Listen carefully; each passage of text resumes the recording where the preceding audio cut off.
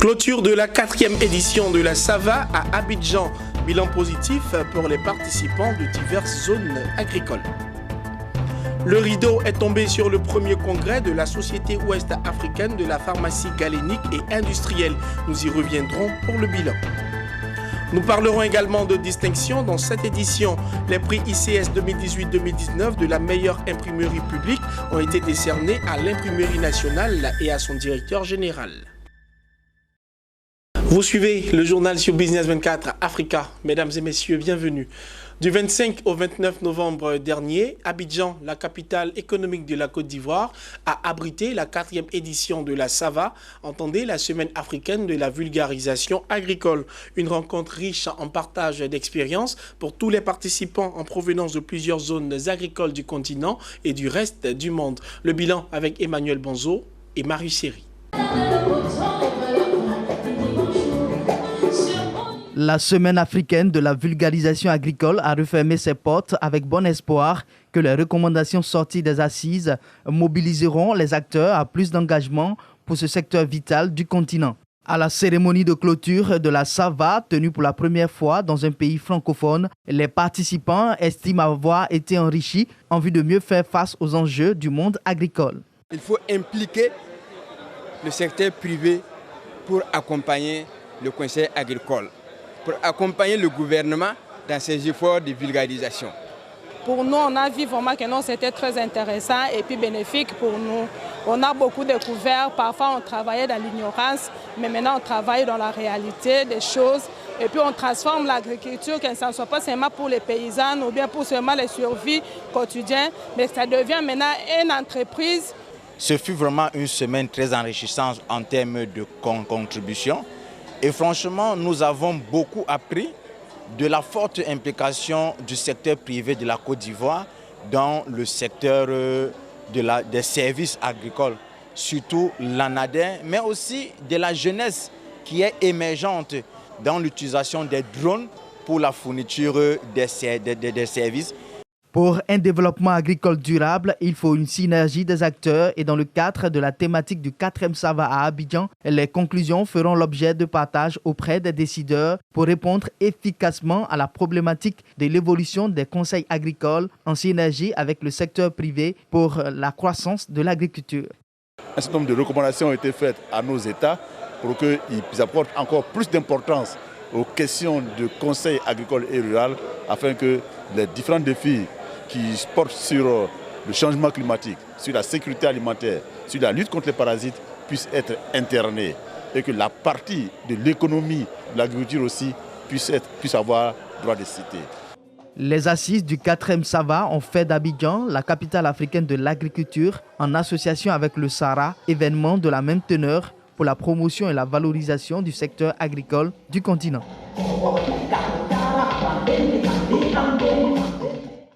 Le Comité national de pilotage du mécanisme de suivi des véhicules de transport inter-État des personnes, des biens et du bétail dans l'espace CEDEAO était récemment en atelier bilan. Après évaluation de l'exercice 2019, les acteurs du comité se sont satisfaits des actions engagées ayant contribué à la libre circulation dans la zone ouest-africaine. Emmanuel Bonzo, Ezekiel Seri. L'esprit communautaire est une réalité dans l'espace CEDEAO. Cela, les acteurs du Comité national de pilotage l'ont ressenti cette année encore. Ils ont fait part de leur satisfaction lors de l'atelier bilan portant sur le mécanisme de suivi des véhicules de transport inter-État des personnes, des biens et du bétail dans l'espace CEDEAO. Aujourd'hui, c'est une satisfaction totale. Depuis le mois de février jusqu'à aujourd'hui, tous les camions de bœufs qui quittent les frontières de Rongolo, Lalerabat, Pogo pour destination Abidjan et l'intérieur du pays, franchement, plus de tracasseries. Le bilan il est très positif, mais c'est une œuvre humaine. Il y a beaucoup d'autres choses encore à parfaire là-dedans. Parce que les statistiques, il faut qu'on arrive à les fournir et que ces statistiques-là soient plus fiables. Depuis 2015, nous avons enregistré de grandes avancées. Et les acteurs eux-mêmes ont témoigné. Vous avez vu, il y a des gens qui sont venus, qui ont témoigné par rapport à la célérité du transport dans le transit sur les différents corridors. À cette séance de travail, chaque entité au sein du comité a tracé le bilan de ses activités en accord avec les objectifs de libre circulation entre États de la sous-région.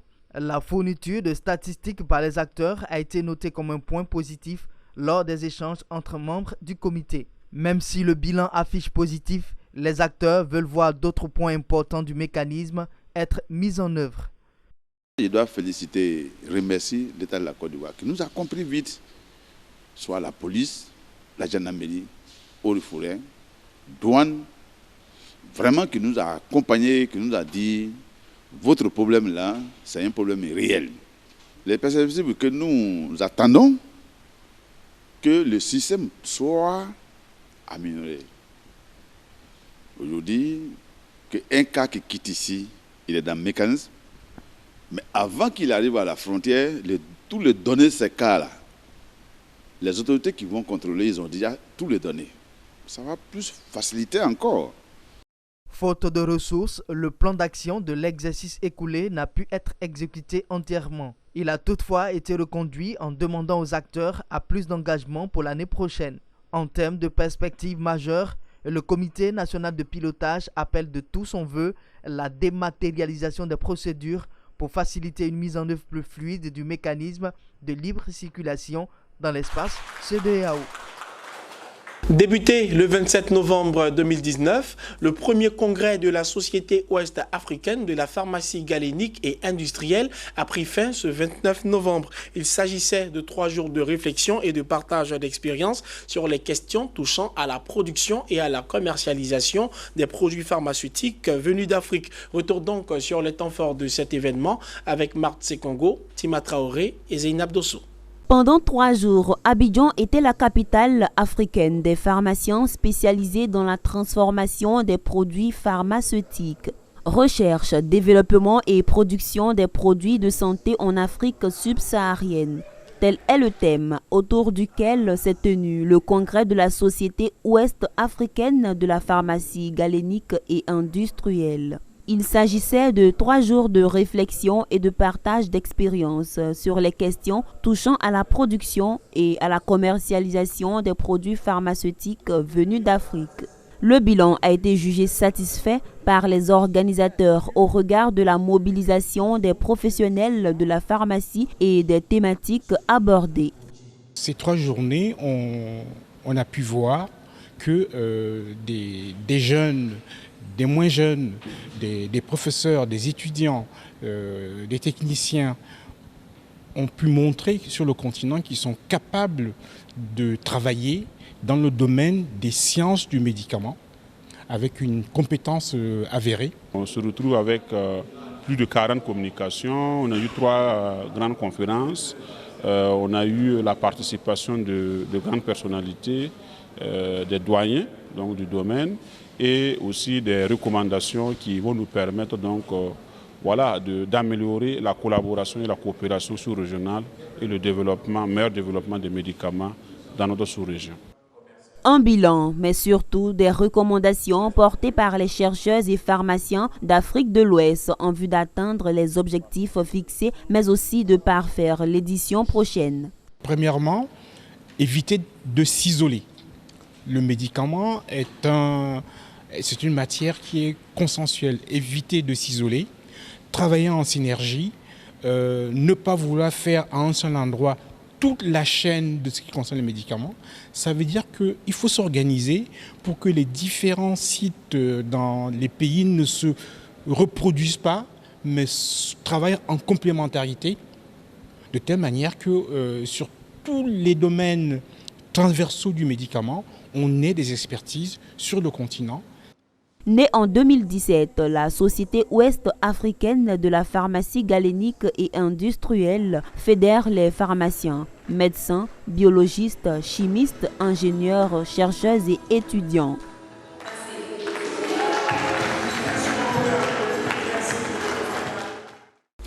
À l'issue du congrès de la Société ouest africaine de la pharmacie galénique et industrielle, il en est ressorti que 90% des produits pharmaceutiques utilisés en Afrique viennent directement de l'étranger, une situation qui entraînerait une dépendance des systèmes de santé et due en partie au manque de ressources humaines capables d'en produire. En vue donc d'apporter des solutions à cette situation, quoi de mieux qu'un retour à la pharmacie galénique définie comme la science et l'art de la préparation des médicaments.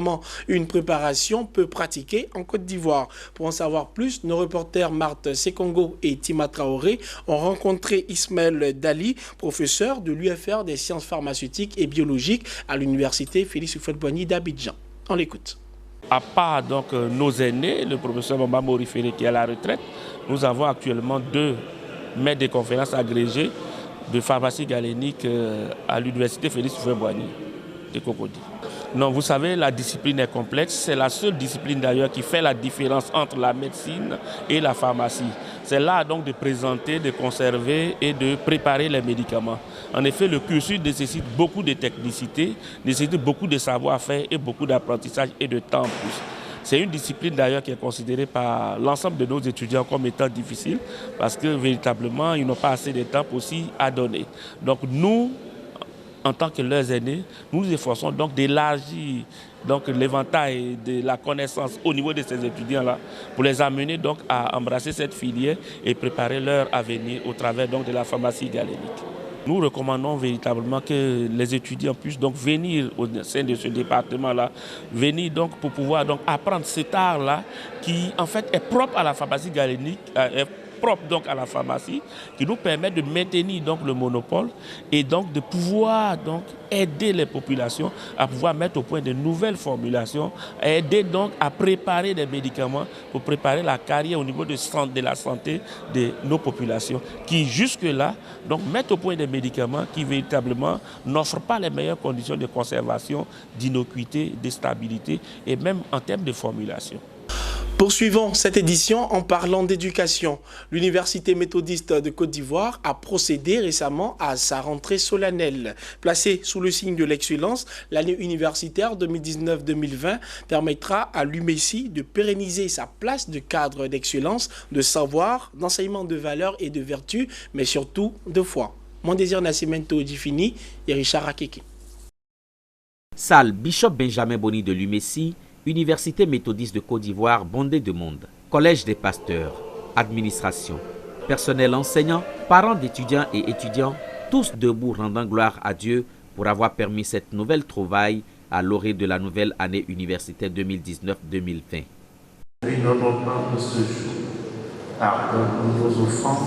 Investi le 14 novembre 2019, le nouveau président de l'UMESI, professeur René Nyalega, s'est adressé aux enseignants et étudiants. Depuis l'installation officielle de la nouvelle équipe dirigeante de l'Université méthodiste de Côte d'Ivoire, le 14 novembre dernier, la conférence de l'Église méthodiste unie a mis tout en œuvre pour faciliter la transition et permettre à notre institution universitaire de travailler dans d'excellentes conditions.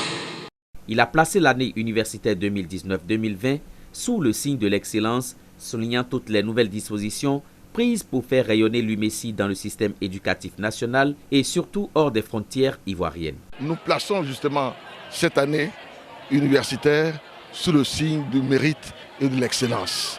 Parce que nous travaillons, la nouvelle équipe, le vice-président Aladela et moi-même, nous voulons crédibiliser l'université.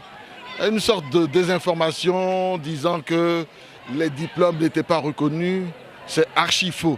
Nous sommes dans un processus pour renouveler tous les diplômes auprès des instances, le ministère de l'enseignement supérieur, le CAMES, et donc à tous les niveaux, il y a un travail qui est fait pour crédibiliser, pour reconnaître nos diplômes, et nous venons ici pour rassurer les parents d'élèves, pour rassurer les étudiants, pour rassurer le public et pour dire que la nouvelle équipe met un point d'honneur à crédibiliser les diplômes. Représentant le bishop Benjamin Boni, le pasteur et docteur David Kwadio a souhaité une agréable rentrée universitaire aux étudiants. Il a tout de même invité et enseignants et étudiants à intégrer Dieu au centre de leur vie quotidienne. Le message important qu'il a bien voulu adresser à la communauté éducative de l'UMEC, de l'Université méthodique de Côte d'Ivoire, c'est l'excellence, c'est le mérite. Il encourage donc tous les acteurs de cette institution à mutualiser leurs potentialités, leurs efforts pour le développement de l'université. Professeur Melej, au cours de la cérémonie qui consacre cette rentrée des cours universitaires 2019-2020, a entretenu l'auditoire sur le mérite, une des valeurs essentielles à rechercher. L'imprimerie nationale et son directeur général viennent de se voir décerner les prix ICS 2018-2019 de la meilleure imprimerie publique et le meilleur directeur général d'imprimerie publique d'Afrique de l'Ouest. Une distinction attribuée par l'Interafricaine de communication et de sondage ICS en raison des performances et des efforts de modernisation engagés ces dernières années par Kwasi Bois Émile, directeur général de l'imprimerie nationale de Côte d'Ivoire. Le reportage est de Steven Akomian et Doumbia Ayouba, commenté par Emmanuel Bonzo. Dans le cadre de ces hautes distinctions panafricaines, ICS, pour les toutes dernières éditions de fin d'année, est heureux de recevoir ce jour un grand ingénieur du secteur de l'imprimerie nationale africaine. Il s'agit de M. Kwasi Bois Émile, DG de l'imprimerie nationale de Côte d'Ivoire. Au travers de cette déclaration et au son de l'applaudimètre, Kwasi Bois Émile, le directeur général de l'imprimerie nationale de Côte d'Ivoire et ses services ont été célébrés par l'Interafricaine de communication et de sondage, ICS. Un choix dû aux efforts engagés pour le repositionnement et la modernisation de l'imprimerie nationale. Une modernisation appuyée par la mise à disposition du personnel de moyens techniques modernes, des procédures innovantes et une revalorisation salariale. Il est difficile de passer sous silence combien de techniciens de l'industrie graphique que je suis souffraient de voir dans quelle agonie était plongée la structure que la lumière allait même jusqu'à vendre à une France symbolique. Les réformes proposées au gouvernement ont eu un écho favorable auprès du président de la République qui n'a pas hésité un seul instant à nous accompagner en permettant l'acquisition du matériel de nouvelle génération. Des efforts de modernisation qu'entend poursuivre le directeur général de l'imprimerie nationale avec son personnel pour demeurer dans l'excellence en tenant compte des défis présents. Des défis au nombre desquels la transformation digitale, la certification de ses procédures et l'exportation de ses services à l'étranger. Sans une imprimerie nationale, il n'y a pas de document officiel fiable. Il n'est pas normal qu'un document officiel soit traité par le privé. Et nous nous attelons, disons, à mettre en place cette plateforme pour que les documents qui sortent des imprimeries soient fiables et viables. Créée en 1897, l'imprimerie nationale de Côte d'Ivoire a été érigée depuis le 9 octobre 1991 en établissement public à caractère industriel et commercial. Elle est chargée notamment de la fourniture des imprimés nécessaires au fonctionnement des administrations publiques et parapubliques et de l'impression du journal officiel de la République de Côte d'Ivoire. On ne finira jamais de célébrer la paix. Les populations de Komboro-Dougou, dans le département de Korogo, au nord de la Côte d'Ivoire, ne sont pas restées en marge de la célébration de la Journée nationale de la paix. Cette année, l'événement s'est voulu pragmatique avec la réconciliation effective des communautés et ce, grâce aux bons offices du sous-préfet Iriebi Marius. Ouattara Daouda et Zainab Dosso nous en parlent. À l'instar des autres localités de la Côte d'Ivoire, la célébration officielle de la 23e édition de la Journée nationale de la paix à Komboro-Dougou était consacrée à la tolérance, à l'union, à la réconciliation et surtout à la solidarité entre les chefs de canton et de village. C'est que depuis des décennies, la mésentente existe entre ces villages jusqu'à l'arrivée du sous-préfet Iriebiya Charles Marius. Après plusieurs années de sensibilisation, les chefs de canton et de village ont décidé d'enterrer définitivement la hache de guerre en se donnant les mains et travailler dans le sens du développement. Cette réconciliation a été possible grâce aux efforts du sous-préfet de Komborodougou, Iriebiya Charles Marius, qui a bénéficié de l'aide des cadres de la localité. Je voudrais m'adresser aux chefs de village, aux autorités coutumières.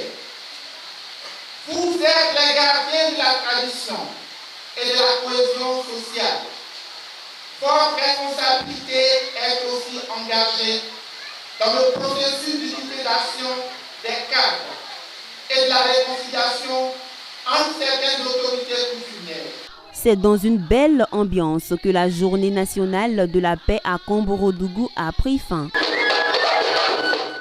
C'est la fin de ce journal. Merci de nous avoir suivis et bonne suite de programme sur votre chaîne panafricaine d'information économique.